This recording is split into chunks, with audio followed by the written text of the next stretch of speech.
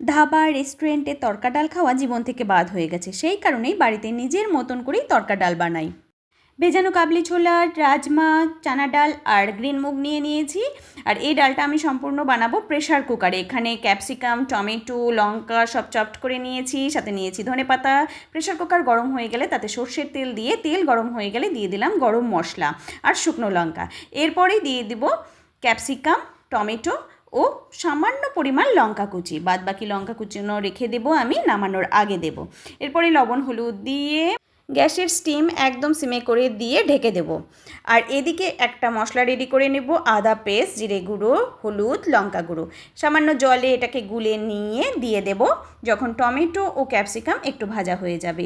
এরপরে যখন ভালো মতো কষানো হয়ে যাবে, তেল ছেড়ে দেবে, তখন দিয়ে দেবো চিনি। এদিকে আমি আলাদা পাত্রে উষ্ণ গরম জল করে রেখেছি। এরপর একে একে দিয়ে দিলাম রাজমা, কাবলি ছোলা, গ্রিন মুগ ও চানা ডাল।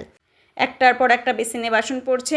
ভেজানো কিশমিশ এবারে দিয়ে দেব সেই লঙ্কা কুচোনো, যাতে খাওয়ার সময় বেশ মুখে পড়ে। কিন্তু আমার মুখে পড়লে তো বাবা মাথা গরম হয়ে যায়, কারণ আমি একদম ঝাল খেতে পারি না।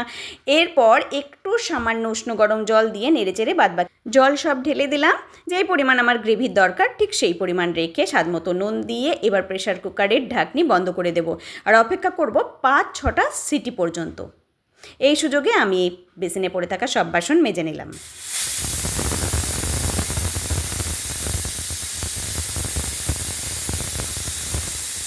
সব শেষে এতে দিয়ে দিচ্ছি বাটার, আর ফ্লেভারের জন্য দিলাম ম্যাগি মশলা, ধনেপাতা কুচি।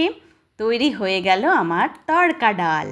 আমার মতো যাদের রেস্টুরেন্ট বা ধাবার তড়কা ডাল খেতে অসুবিধা, তারা বাড়িতে এই ডাল বানাতে পারো। এর সাথে বানিয়ে নিলাম গরম গরম রুটি। আজকের ভিডিও আমি এখানে শেষ করছি। সবাই খুব খুব খুব ভালো থাকবে, টাটা।